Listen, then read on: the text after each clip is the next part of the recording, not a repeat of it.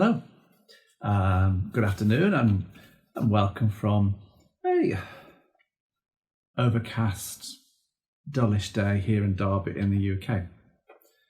My last podcast, I did the story of Aldeward, my little Icelandic boy, and I hoped a lot of you kids or anybody else who was listening to the podcasts, I hope you actually enjoyed it, and you could start to see how I create the main character, how you saw the sub-characters there, Haldor and Fanna, where the scene was, and also how the plot was started to come together, and how the start was quite strong.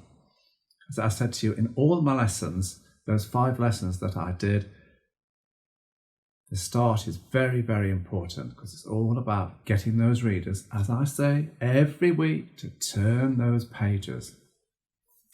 And as you see in the other stories that I'm about to do, you will see again the main character, the sub-characters, the scenery, the storyline, and the start. That is all important. Now, last week I said to you, I'm going to take you to Norway. Well, I have.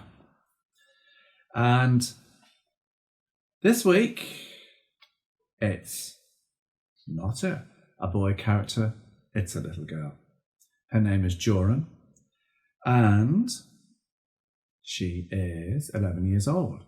And she comes from Narvik in the north part of Norway. And it sits within the Arctic Circle. The story is set in January. It refers back to November in the previous year. But it's a winter scene again. So yes, you've got the snow and it's freezing cold. And it's the dark nights, because in Norway, that time of the year, they're very short days, but they're very long nights. And that's what she's mentioned. And so Jorun is the main character, and the sub-characters are Hakon and Kirsten. Now, Hakon is a boy and Kirsten a girl. So I've given the character a boy and a girl as friends, but they are the sub-characters. And as I said, the scene is set in Narvik in Norway, also including Oslo. And I give you a brief description of the scenery that's around there. But I want you to read the story to you, the excerpt, so as you can see for yourself how the main character comes across, how the sub-characters fit, where the plot, which again I divided into the scenery and then the storyline, and then the start. So have a listen, see what you think, and by all means let me know your thoughts. So here we go. I'm going to read you the story of Jorun. Jorun looked out of her bedroom window. She noticed the street lights outside her house had come on. Looking at the time on her smartphone, Jorun saw that it was 3 o'clock in the afternoon. The weather app was showing minus 17 degrees Celsius with a clear night ahead. The prospect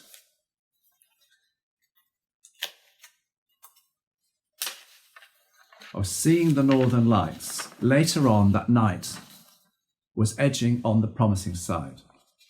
For Jorun and her friends Hakon and Kirsten, seeing the northern lights was nothing out of the norm, as living in the small town of Narvik in one of Norway's northern regions, sitting within the Arctic Circle, the lights were expected.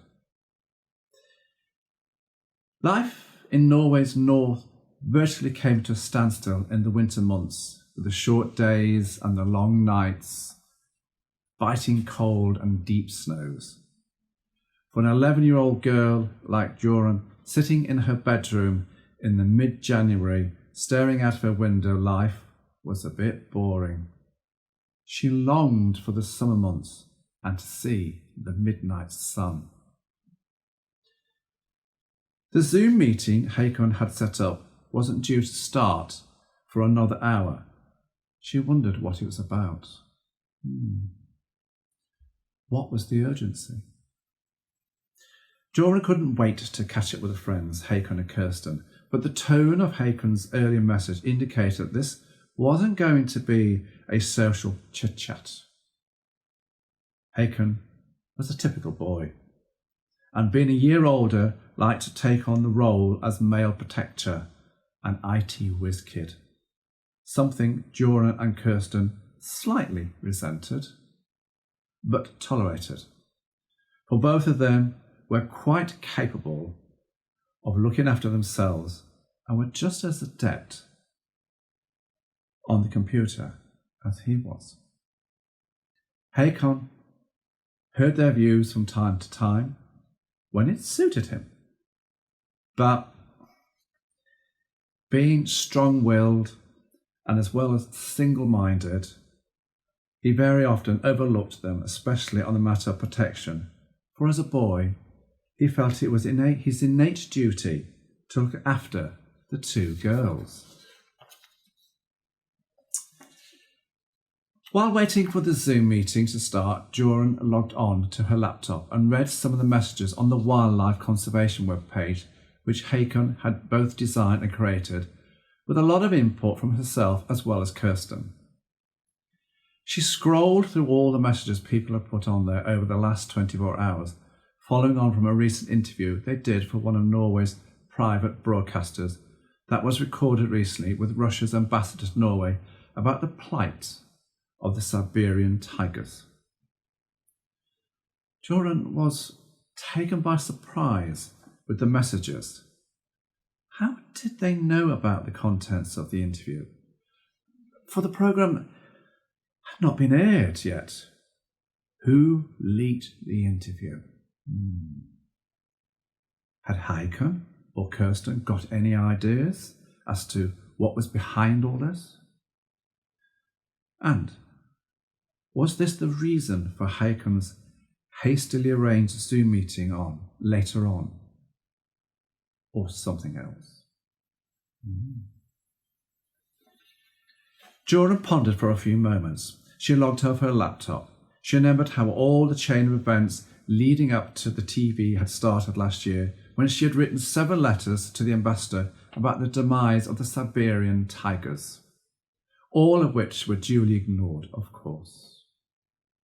She recalled it was Kirsten's idea to protest even, outside the Russian embassy in Oslo, with placards that she had designed to draw attention to themselves. Jorun even reminded herself of the belief behind the demonstration, thinking that unwanted attention of 3 youngsters protesting outside the embassy just might provoke a response from the ambassador or one of her officials. But that failed as well.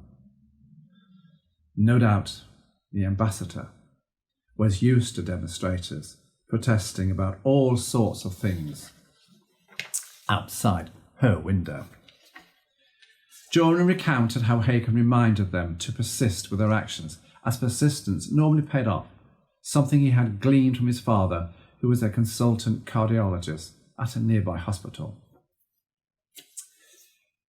Sitting back in her chair, Jorun thought about those trips to the Russian embassy, the long train rides with Hakon and Kirsten from Narvik to Oslo, and looking back, she could see they had limited success. She recounted the heated discussion the 3 of them had in a local cafe close to the embassy about the way forward, and what they really needed most of all was to get the attention of the Norwegian media, something Jorun had been thinking about for some time. Jorun remembered sitting with Kirsten in that cafe, calling several papers and TV networks, leaving messages inviting them to get in contact via their conversation webpage. Jorun called to mind the countless times she spent onto the webpage, imagining a plethora of messages starting to come forward. In reality, though, deep down in her heart, she knew the messages, just like the letters to the ambassador, would go unanswered. If it wasn't for Hakon's constant positive attitude of "we can do this, but we need to keep up the persistence," she and Kirsten might have given up. Yes, Hakon was annoying at times, for he was a boy. But he was right. Persistence sometimes pays off. Jorun cast her mind back to last November, when Kirsten and herself had met up for a girly day out shopping for Christmas presents. When walking through the shopping mall, their phones pinged in unison. It was a message from Hakon. Have a look at the last message on the conservation webpage. I told you persistence pays off. Kirsten read the message on the webpage out loud. She always read her messages out loud, either to herself or to whoever was close by, something Jorun found irritating. But that was Kirsten, her best friend. The message was vague, but at least it was a response of some kind, if not the only response they got. It was from a young researcher from a private broadcasting company wanting to meet up for a chat, but not to expect or read too much into this inquiry. Jorun thought back. Nearly a whole month had lapsed from their last protest outside the embassy to getting the message. She remembered placing the call to that private broadcasting company that had taken the time to reply. What impressed her the most was the fact that the young researcher had taken the time to read all the information Kirsten had uploaded onto the website. Clearly, she was impressed with their work and seemed, judging by her comments, very interested to learn more about their trip last year to Sikhotin Allen mountain range on Russia's far eastern coastline, where all three of them, along with Jorun's two mothers, spent a month with a local team of wildlife conservationists tracking down Siberian tigers. One in particular, a young 3-year-old male called Amo, whose tracking collar had stopped working and needed to be repaired so that they could continue to track his movements and learn about his ways. What the conservationists feared most was that unscrupulous poachers had found him, removed the collar, and sold him on the black market for a king's ransom. Poaching was a huge problem and was adding to the tiger's demise, for the Siberian tiger was already on the World Wildlife Fund's endangered species list. The meeting at the cafe near the embassy in Oslo, Jorun called to mind, was brief, informative. The young researcher turned out to be a girl not much older than herself, and she had brought along a producer guy from the TV company. Hakon and Kirsten were in awe of the producer. Jorun, not so. She was more enamoured with the young researcher girl, and she could see herself in a similar role in the near future. The producer, at the end of their meeting, promised nothing, but simply to make a few calls and stay in touch. So it was a total surprise to get a call in mid-December telling Jorun, Hakon and Kirsten that the Russian ambassador was happy to do a televised interview over the next few days. The time and the location will be forwarded to them shortly, but be prepared to react with a moment's notice, for this is how things worked in the documentary business. Jorun remembered when the call came through how she, Hakon and Kirsten made a quick dash from Narvik by private jet to Oslo airport, followed by a short ride in a chauffeur-driven car to a secret hotel on the outskirts of Oslo, where the Russian ambassador met them. Hakon was rather surprised when he saw the ambassador for the first time. She wasn't your typical stereotype Russian woman. She was tall, elegant, and spoke English fluently. And she answered all their questions warmly, softly, and above all, to the point. Clearly, she had done her homework, like any high-ranking diplomat would be expected to do so. At the end of the interview, off camera, the ambassador agreed to look into the plight of the Siberian tigers in her country and what further steps could be taken to protect them. But not to expect an instant reaction, she warned them. That's not how things work in her country. Things progress slowly over time. The whole chain of events that had taken place over the last few months had excited Jorun. But she was smart enough to realise that the road ahead would be bumpy, with many setbacks as well as positive outcomes. However, Jorun was not prepared for what was about to unfold before her very eyes. She logged back onto the conservation website and saw that more messages were flooding through, all talking about the interview she, Hakon and Kirsten had had recently with the Russia's ambassador to Norway, re the Siberian tigers. Again, how did people know about this interview, she thought? For the programme had not been aired yet to the networks. In fact, not even she knew when it was going to be broadcast. She scrolled back through the messages. Some were supportive. Some offered financial assistance to support their cause.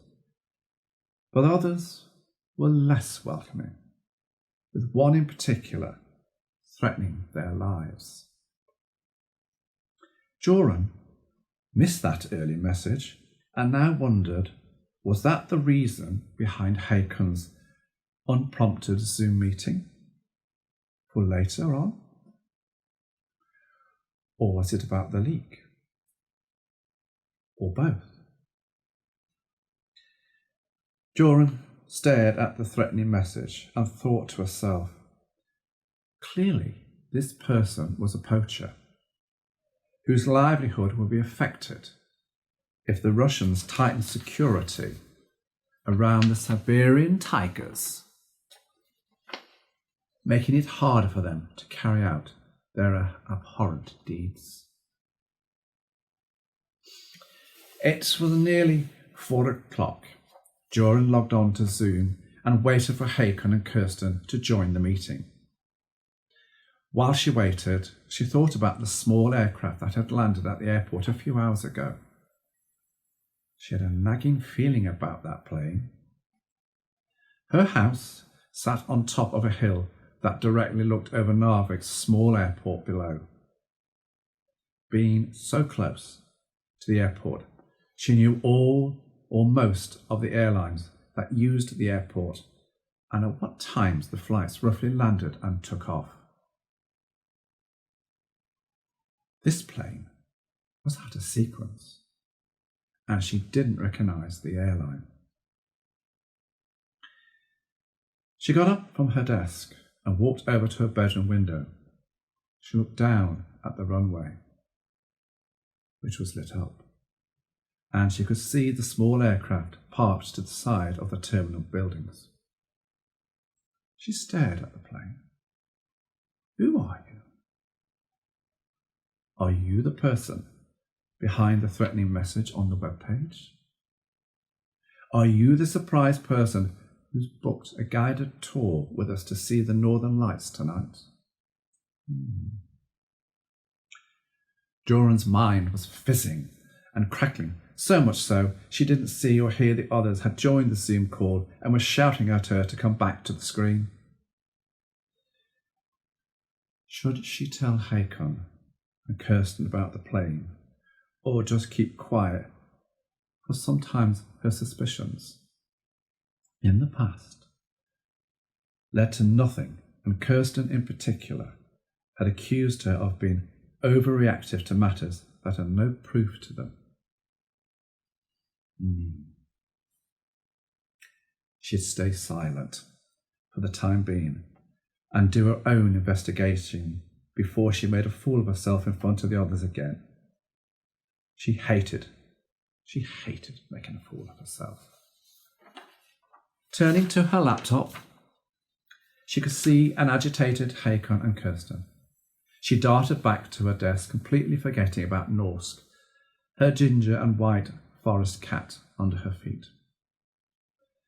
One disgruntled cat scurried out of the room, leaving Jorun to pick herself off the floor, dust herself down, and regain some kind of dignity.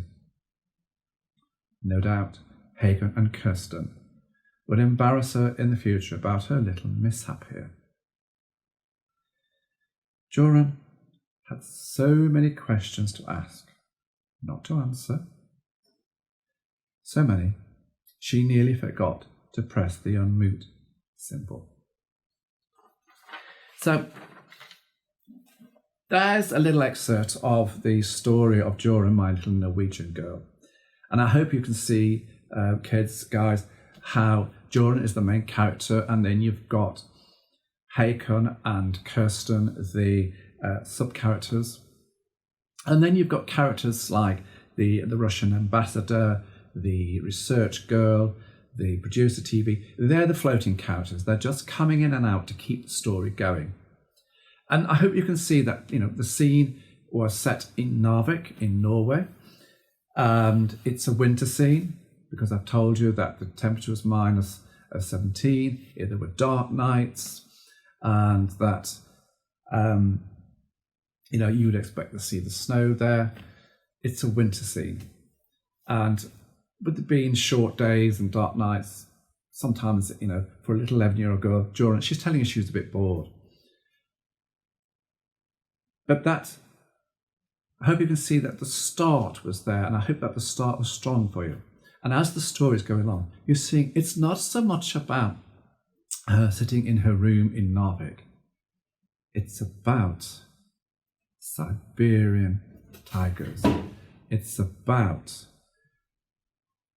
the conservation program she's putting together. And when you read the full story, when I've done it, you'll see there are lots of twists and turns. And as I've said to you in the lessons, in the main story, you need more killer and less filler. Your story needs to have lots of twists, turns, and tension, tight tension in it, to keep your reader turning those pages. And yes, I come back every single time I've turned the page, because that's what it's all about. Because if your readers don't turn the pages, they're not interested. And then you've written the story for no avail. Anyway, next week, let's see where we shall go. I think I'm going to take you to Finland. And this will be a character, maybe a boy character, and he's going to be talking about climatic change. So see you next week. I hope you're enjoying the little podcast, and I'm hoping you're gaining so much knowledge and learning so much from them, particularly about me, the way I write, and how I think about things. Anyway, thanks for listening. See you next week in Finland. Stay safe. Bye-bye, folks.